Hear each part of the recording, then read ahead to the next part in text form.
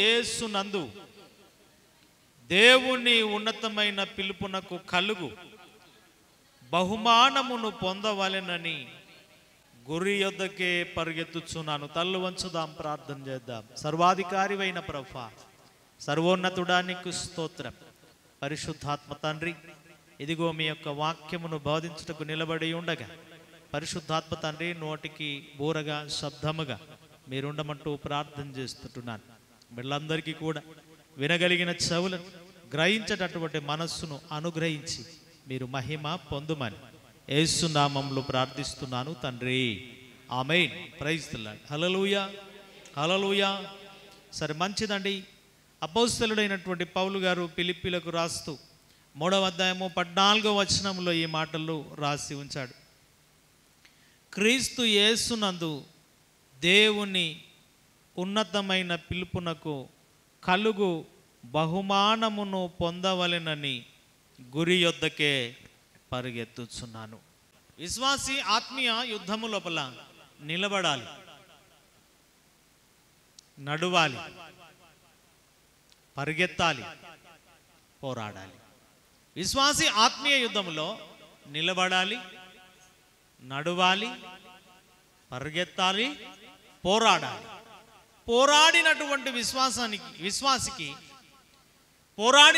విశ్వాసికి దేవుని వలన ఏం దొరుకుతుంది సార్ అంటే బహుమానం దొరుకుతుంది. హల్లెలూయా, హల్లెలూయా. చూడండి, ఆత్మీయ యుద్ధములో ఉన్నటువంటి విశ్వాసి నిలబడాలి, నడువాలి, పరిగెత్తాలి, పోరాడాలి. పోరాడినటువంటి విశ్వాసికి దేవుని వలన బహుమానము దొరుకుతుంది. ఆ మాట చదువుదామా? ఫిలిప్పీలకు రాసిన పత్రిక 3వ అధ్యాయము 14వ వచనం చదువుదాం. ఓకేనా? రైట్.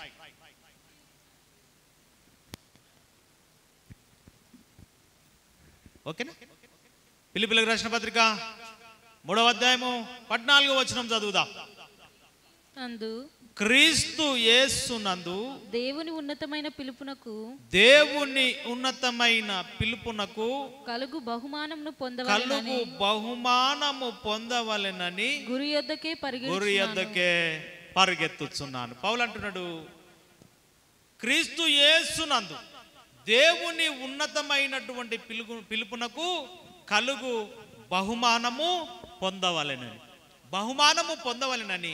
గురి యొద్దకే పరిగెత్తుచున్నాను.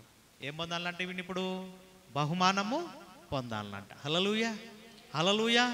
విశ్వాసి ఆత్మీయ యుద్ధములో నిలబడి, నడిచి, పరిగెత్తి, పోరాడితే దేవుని వలన ఏం దొరకబడుతుందంటే దేవుని వలన బహుమానము పొందుతాం, బహుమానం దొరుకుతుంది. అందుకే పౌలు అంటున్నాడు, క్రీస్తు యేసునందు దేవుని ఉన్నతమైనటువంటి పిలుపునకు కలుగు బహుమానము పొందవలెనని గురి యొద్దకే పరిగెత్తుచున్నాను. 4వ అధ్యాయం 1వ వచనం చదువుదామా? కావున నేను అపేక్షించు నా ప్రియ సహోదరులారా నా ఆనందమును నా కిరీటమునయున్న నా ప్రియులారా ఇట్లు ప్రభువునందు స్థిరులై ఉండుడి. హల్లెలూయా. ప్రియులారా, మరి ఈ విశ్వాసి యుద్ధంలో పోరాడుతూ ఉంటే, నిలబడి, నడిచి, పరిగెత్తి పోరాడినటువంటి విశ్వాసికి దేవుడిచ్చేటటువంటి ఆ బహుమానం ఏమంటే, పరలోక రాజ్యము లోపల దేవుడు ఆ విశ్వాసికి ఏమిస్తాడంటే కిరీటములను ఇస్తాడు. దేవుడు కిరీటమును ఇస్తాడు. మరి పరిశుద్ధ గ్రంథము లోపల ఎన్ని కిరీటాలు ఉన్నాయి అని చూద్దాం. హల్లెలూయా. పరిశుద్ధ గ్రంథము లోపల ఎన్ని కిరీటాలు ఉన్నాయి, ఎవరెవరికి ఇవ్వబడతాయి అంటే పరిశుద్ధ గ్రంథము లోపల 5 కిరీటాలు ఉన్నాయి. హల్లెలూయా. దేవుడిచ్చేటటువంటి బహుమానాలు 5 కిరీటాలు. అవి ఆ బహుమానాలు ఏమిటి? కిరీటాలు. దేవుడిచ్చేటటువంటి కిరీటాలు ఎన్ని ఉన్నాయి సార్ అంటే పరిశుద్ధ గ్రంథం లోపల 5 కిరీటాలు ఉన్నాయి. మరి ఒక్కొక్క కిరీటం, ఏ కిరీటం ఎవరికి ఇవ్వబడుతుంది చూద్దాం. ప్రియులారా, మొదటిగా యాకోబు రాసిన పత్రిక, మొదటిగా చూద్దాం. యాకోబు రాసిన పత్రిక 1వ అధ్యాయము 12వ వచనాన్ని చదువుకుందాం. యాకోబు రాసిన పత్రిక 1వ అధ్యాయము 12వ వచనం చదువుదాం. శోధన సహించువాడు ధన్యుడు. శోధన సహించువాడు ధన్యుడు. అతడు శోధనకు నిలిచిన వాడై ప్రభువు తన్ను ప్రేమించు వారికి వాగ్దానము చేసిన జీవ కిరీటము పొందును. హల్లెలూయా. మొదటి కిరీటం ఏమిటి? జీవ కిరీటం. దేవుడిచ్చినటువంటి బహుమానము. పరలోక రాజ్యము లోపల ఏమిస్తాడంట? జీవ కిరీటం. జీవ కిరీటం ఇవ్వబడుతుందంట. మరి ఎవరికి సార్ జీవ కిరీటం ఇవ్వబడుతుంది? ఎవరికి ఈ జీవ కిరీటం దొరుకుతుంది అంటే, దేవుడు పరలోకంలో విశ్వాసులకు ఇచ్చేటటువంటి కిరీటాల లోపల ప్రియులారా మొదటగా ఒక దాని గురించి మనం మాట్లాడుతున్నాం. అదే ఏంది సార్ అంటే జీవ కిరీటం. మరి ఈ జీవ కిరీటం గురించి యాకోబు రాస్తూ చెబుతూ ఉన్నాడు, శోధన సహించువాడు ధన్యుడు. అతడు శోధనకు నిలిచిన వాడై ప్రభువు తన్ను ప్రేమించు వారికి వాగ్దానము చేసిన జీవ కిరీటము పొందును. ప్రియులారా, శ్రమలను ఎవరైతే భరించి ఓర్పుతో సహిస్తారో, సహించినటువంటి విశ్వాసులకు ఏం దొరుకుతుందంటే జీవ కిరీటము దొరుకుతుంది. విశ్వాస జీవితము లోపల, ఆత్మీయ యుద్ధము లోపల ఎవరైతే శ్రమలను అనుభవిస్తారో, ఎవరైతే శ్రమలను అనుభవించి వాటిని భరించి ఓర్పుతో సహిస్తారో, శ్రమలను ఎవరైతే సహిస్తారో ఆ సహించినటువంటి విశ్వాసులకు ఏం దొరుకుతుందంట? జీవ కిరీటము దొరుకుతుంది. మరీ చెప్పాలి అంటే హత సాక్షులకు జీవ కిరీటము దొరుకుతుంది. హల్లెలూయా. చూడండి, సువార్త పరిచర్య లోపల ఎంతో మంది ప్రాణాలను పోగొట్టుకుంటున్నారు. సువార్త పరిచర్య లోపల హతసాక్షులుగా ఎంతో మంది మిగులుతూ ఉన్నారు. ఈ హతసాక్షులకు దేవుడిచ్చేటటువంటి బహుమానము, దేవుడిచ్చేటటువంటి కిరీటము, దేవుని పరిచర్యలో నిందలు, అవమానాలు, శ్రమలు అనుభవిస్తూ ఓపికతో భరిస్తున్నటువంటి వారికి, హతసాక్షులైనటువంటి వారికి వచ్చేటటువంటి బహుమానము, కిరీటము ఏమంటే జీవ కిరీటం. హల్లెలూయా, హల్లెలూయా. జీవ కిరీటం ఎవరికి వస్తుందంట? శ్రమలు అనుభవించి ఓర్పుతో సహించినటువంటి వారికి, హత సాక్షులకు ఏ కిరీటం ఉంటుందంట? జీవ కిరీటం. హల్లెలూయా, హల్లెలూయా. ఇక రెండవదిగా చూద్దాం. తిమోతికి రాసినటువంటి రెండవ పత్రిక, తిమోతికి రాసినటువంటి రెండవ పత్రిక, తిమోతికి రాసిన రెండవ పత్రిక 4వ అధ్యాయము 8వ వచనం చదువుదాం. రైట్. తిమోతికి రాసిన రెండవ పత్రిక 4వ అధ్యాయం 8వ వచనం. ఇక మీదట నా కొరకు నీతి కిరీటం ఉంచబడి ఉన్నది, నీతి కిరీటము ఉంచబడి ఉన్నది. ఆ దినమందు నీతిగల న్యాయాధిపతి అయిన ప్రభువు అది నాకును నాకు మాత్రమే కాకుండా తన ప్రత్యక్షతను ఆపేక్షించు వారందరికీ అనుగ్రహించును. హల్లెలూయా. రెండోది ఏంది? ఇప్పుడు నీతి కిరీటం. నీతి కిరీటం. ప్రియులారా, పౌలు రాస్తున్న నీతి కిరీటం గురించి, ఇక మీదట నా కొరకు నీతి కిరీటము ఉంచబడి ఉన్నది. నాకు నీతి కిరీటం ఉంచబడి ఉన్నది అని అంటుడు. ఆ దినమందు నీతి గల న్యాయాధిపతి అయిన ప్రభువు అది నాకును నాకు మాత్రమే కాకుండా తన ప్రత్యక్షతను, దేవుని యొక్క ప్రత్యక్షతను అపేక్షించు వారికందరికీ అనుగ్రహింపబడుతుంది. నీతి కిరీటము నాకు మాత్రమే కాదు అంటున్నాడు పౌలు. నాకు మాత్రమే కాదు, ఎవరైతే దేవుని ప్రత్యక్షత కోసం ఎదురు చూస్తున్నారో, ఎవరైతే దేవుని ప్రత్యక్షతను చూడాలని ఆశపడుతున్నారో, దేవుని ప్రత్యక్షత కొరకు ఎవరైతే ఎదురు చూస్తున్నారో అలాంటి వారికి అందరికీ కూడా ఏ కిరీటం ఉంచబడుతుందంట? నీతి కిరీటం. హల్లెలూయా. నీతి కిరీటం ఎవరికి? దేవుని ప్రత్యక్షత కోసము ఎదురు చూసేటటువంటి వాళ్ళు ఎవరు అంటే సంఘము దేవుని ప్రత్యక్షత కోసము ఎదురు చూస్తూ ఉన్నది. హల్లెలూయా, హల్లెలూయా. ఎవరు యేసు యొక్క దేవుని యొక్క ప్రత్యక్షత కొరకు ఎవరు ఎదురు చూస్తున్నారంటే సంఘము ఎదురు చూస్తున్నది. ఎవరు ఎదురు చూస్తున్నారు ఆయన ప్రత్యక్షత కోసము? సంఘం ఎదురు చూస్తున్నది. కనుక సంఘము కోసము ఏ కిరీటము ఉంచబడి ఉన్నది పరలోక రాజ్యం లోపలంటే సంఘము కొరకు నీతి కిరీటము ఉంచబడి ఉన్నది. హల్లెలూయా. మొదటగా జీవ కిరీటం. రెండోదిగా నీతి కిరీటం. నీతి కిరీటము ఎవరి కోసం ఉంచబడింది అంటే ఎవరైతే క్రీస్తు ప్రత్యక్షత కోసం, ఎవరైతే క్రీస్తు రాకడ కోసము ఇదిగో ఆయన కోసం ఎదురు చూస్తూ ఉన్నారో వారి కొరకు నీతి కిరీటము ఉంచబడి ఉన్నది. హల్లెలూయా. అనగా సంఘముకు ఏ కిరీటం ఉన్నది? నీతి కిరీటం ఉంచబడి ఉన్నది. మూడవది కొరింథీయులకు రాసినటువంటి మొదటి పత్రిక, కొరింథీయులకు రాసినటువంటి మొదటి పత్రిక 9వ అధ్యాయము 25వ వచనం చదువుదాం. మరియు పందెమందు పోరాడు ప్రతివాడు అన్ని విషయముల యందు మితముగా ఉండును. వారు క్షయమగు కిరీటము పొందుటకును మనమైతే అక్షయమగు కిరీటమును పొందుటకును మితముగా ఉన్నాము. హల్లెలూయా. చూడండి, మూడోదిగా చెప్తున్నాడు అక్షయ కిరీటం, లేకపోతే దీన్నే విజయ కిరీటం అని కూడా అంటారు. పౌలు రాస్తూ అంటున్నాడు ఈ 25వ వచనం లోపల, మరియు పందెమందు పోరాడు ప్రతివాడు అన్ని విషయముల యందు మితముగా ఉండును. వారు క్షయమైనటువంటి కిరీటము పొందుటకును మనమైతే అక్షయమగు కిరీటమును పొందుటకును మితముగా ఉన్నాము. చూడండి, లోక సంబంధమైనటువంటి వాటి లోపల ప్రియులరా బహుమానము పొందనికే అనేక రకాలైనటువంటి పందెములు ఉంచబడి ఉన్నాయి. రకరకాల గేమ్స్ ఉన్నాయి.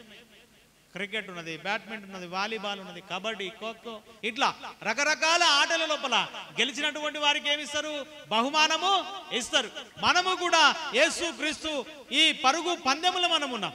యేసుక్రీస్తులో మనము విశ్వాస జీవితంలో ఒక పరుగు పందెములో మనం ఉన్నాం.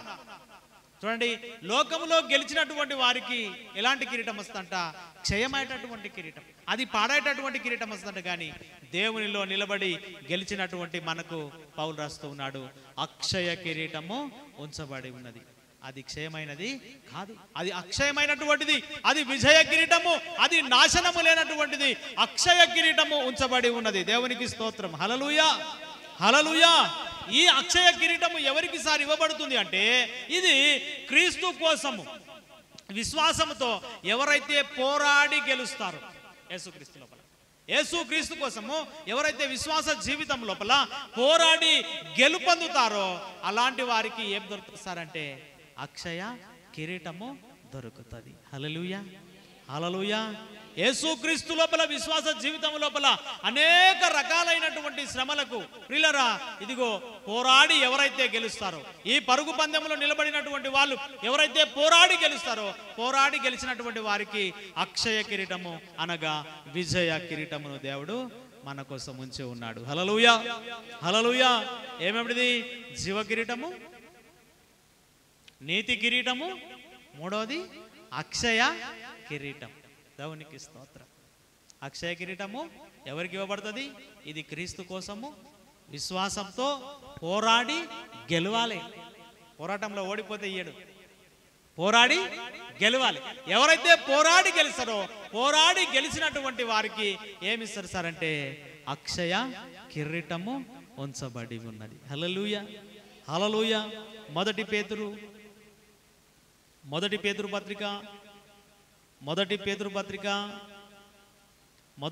పత్రిక 5వ అధ్యాయము 4వ వచనం చదువుదాం.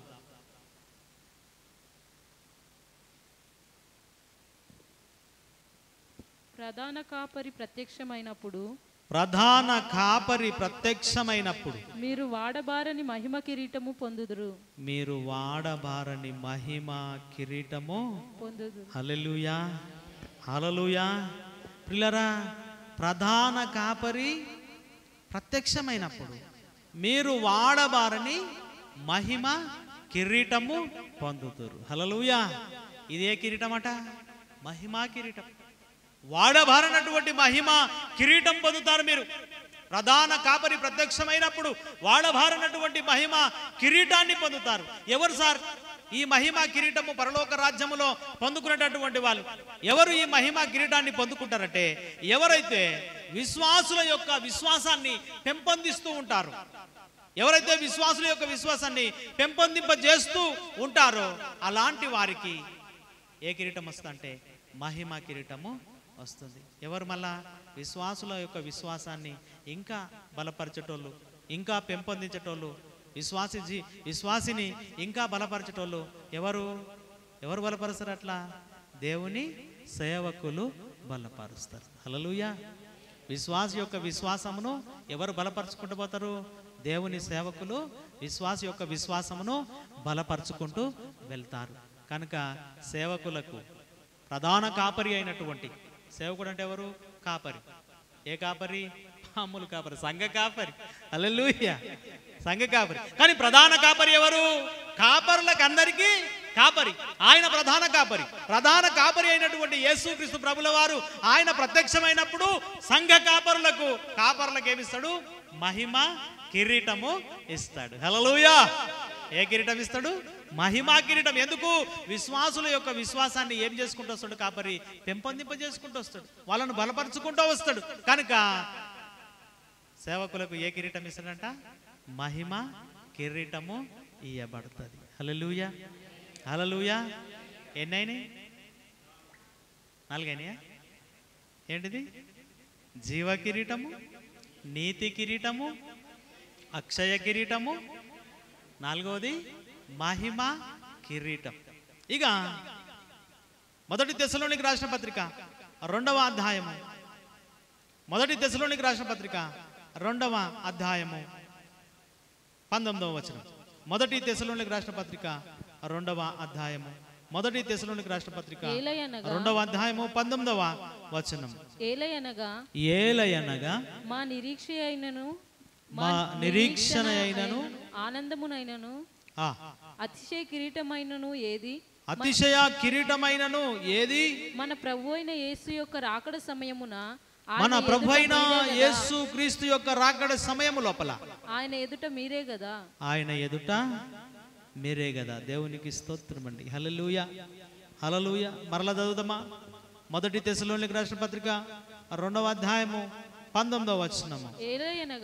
ఏలయనగా మా నిరీక్షణ అయినను మా ఆనందమైనను అతిశయ కిరీటమైనను ఏది? మన ప్రభు అయిన యేసు యొక్క రాకడ సమయమున ఆయన ఎదుట మీరే కదా. హల్లెలూయా. ఏ కిరీటం అంటే ఇది? అతిశయ కిరీటం. దీన్నే ఏమంటారు సార్ అంటే ఆనంద కిరీటం అని కూడా అంటారు. హల్లెలూయా, హల్లెలూయా. ప్రియులారా, అతిశయ కిరీటం పరలోక రాజ్యం లోపల అతిశయ కిరీటం ఉంచబడి ఉన్నది. అతిశయ కిరీటము మరి దేవుడు ఎవరికి ఇస్తాడంటే ఇది విశ్వాసులకు ఆనందాన్ని కలిగించేటటువంటి వారికి లభిస్తుంది. అతిశయ కిరీటం, ఆనంద కిరీటం ఎవరికి లభిస్తుందంటే విశ్వాసులకు ఆనందాన్ని కలిగించేటటువంటి వారికి ఈ అతిశయ కిరీటము, ఆనంద కిరీటము లభిస్తుంది. మరి ఎవరు సార్ విశ్వాసులకు ఈ ఆనందాన్ని కలిగించేటటువంటి వాళ్ళు? ఎవరు ఈ ఆనందాన్ని కలిగిస్తారంటే చూడండి, చర్చి బయట అనేక సువార్త ప్రచార క్రమాలు జరుగుతూ ఉంటాయి. సువార్త చర్చిలోనే ఉండదు. చర్చి బయట అనేక రకాల గాస్పల్స్ మీటింగ్స్ ఉంటాయి. అనేక రకాల మీటింగ్స్లలో సువార్త ప్రకటన ఉంటుంది, కరపత్రికలు వంచడం ఉంటుంది. ఇలా రకరకాల వాటి లోపల చర్చి బయట ఉండి సువార్త పనికి ఎవరైతే సహకరిస్తారో, ఎవరైతే చర్చి బయట ఉండి రకరకాల సువార్త క్రమాలలో పాలు పంపులు పొందుతూ ఇదిగో విశ్వాసులకు సహకరిస్తూ ఎవరైతే ఉంటారో వారికి ఏం దొరుకుతుంది సార్ అంటే అతిశయ కిరీటము దొరుకుతుంది. హల్లెలూయా, హల్లెలూయా. బైబిల్లో మొత్తం ఎన్ని కిరీటాలు ఉన్నాయి? దేవుడిచ్చేటటువంటి బహుమానాలు ఎన్ని? 5 కిరీటాలు, లేకపోతే 5 బహుమానాలు. ఎవరికి సార్ ఇవంటే ఎవరైతే ఆత్మీయ యుద్ధములో నిలబడతారు, ఎవరైతే ఆత్మీయ యుద్ధం లోపల నడుస్తారో, ఎవరైతే ఆత్మీయ యుద్ధం లోపల పరిగెత్తుతారో, ఎవరైతే ఆత్మీయ యుద్ధం లోపల పోరాడుతారో వారికి ఏముంచబడి ఉన్నాయి? బహుమానాలు ఉంచబడి ఉన్నాయి, లేకపోతే కిరీటాలు ఉంచబడి ఉన్నాయి. ఎన్నిసార్లు పరిశుద్ధ గ్రంథం లోపల కిరీటాలు లేకపోతే బహుమానాలు ఉన్నాయంటే 5 కిరీటాలు ఉంచబడి ఉన్నాయి. హల్లెలూయా. కాబట్టి పరిశుద్ధ గ్రంథంలో ఎన్ని కిరీటాలు ఉంచబడినాయి అంటే 5 కిరీటాలు. చూడండి, జీవ కిరీటం, ఇది హతసాక్షులకు ఇవ్వబడుతుంది. రెండవది నీతి కిరీటం, ఇది సంఘంకి ఇవ్వబడుతుంది. మూడవది అక్షయ కిరీటం. అక్షయ కిరీటం అంటే ఎవరైతే క్రీస్తు కోసము విశ్వాసంలో పోరాడి గెలుస్తారో గెలిచిన వాళ్ళకి ఇవ్వబడుతుంది. ఏమిటిది? అక్షయ కిరీటం. నాలుగవది మహిమా కిరీటం.